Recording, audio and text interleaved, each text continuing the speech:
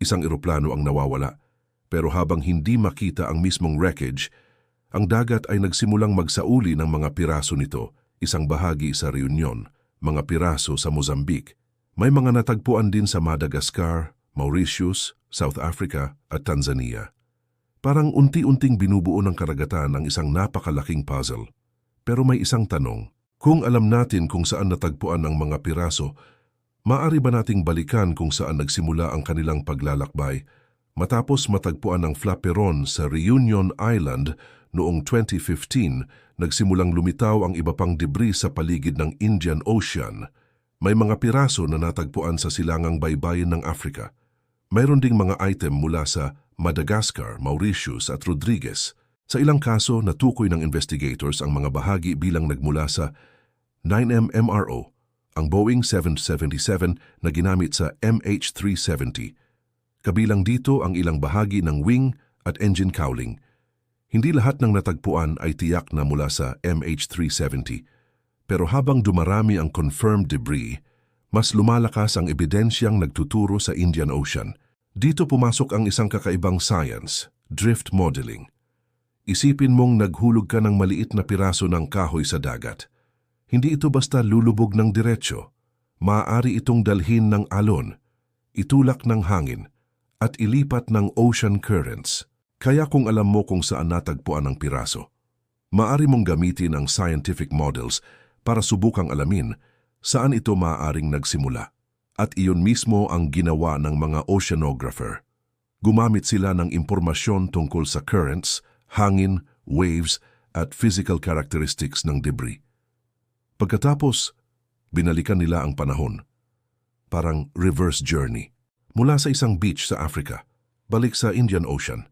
Mula Reunion, pabalik sa posibleng impact area. Mula sa isang piraso ng aircraft, pabalik sa isang eroplanong hindi pa rin natatagpuan. Ayon sa ATSB at CSIRO drift modeling, ang paggalaw ng debris ay generally consistent sa pag-anod pahilaga at pagkatapos ay pakanluran mula sa Southern Indian Ocean Search Area patungo sa Western Indian Ocean. At mahalaga ang resultang ito dahil hindi lamang sinabi ng debris, nasa Indian Ocean ang MH370.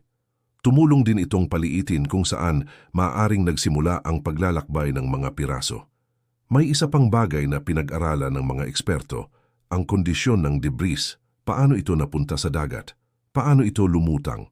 Gaano katagal itong maaaring nanatili sa ibabaw? At paano ito maaaring naanod?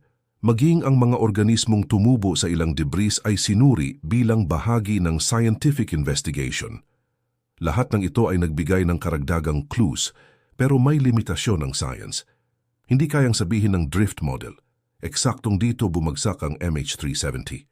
Maaari lamang nitong sabihin kung aling mga lugar ang mas consistent sa ebidensyang mayroon tayo. Unti-unting nabuo ang larawan, satellite data, radar data, debris, ocean currents, flight simulations, iba't ibang piraso ng ebidensya na kailangang pagsamahin para mabuo ang isang misteryong walang buong sagot. At kahit natagpuan ang mga piraso, ang pinakamalaking piraso ay nawawala pa rin. Ang mismong Boeing 777, ang flight recorder, ang cockpit voice recorder, at ang eksaktong lokasyon ng wreckage. Sa susunod na episode ng Tinig ng Kasaysayan, History Mysteries, ang huling ilang minuto. Dito natin susuriin ang isa sa pinakamahirap na tanong sa buong kaso. Ano ang maaring nangyari sa MH370 nang maubos ang fuel nito? At ano ang sinasabi ng satellite data tungkol sa mga huling sandali ng isang eroplanong hindi na nakauwi? Dahil maaaring ang sagot sa pinakamalaking aviation mystery ay nakatago sa mga huling segundo bago ito tuluyang bumagsak sa dagat.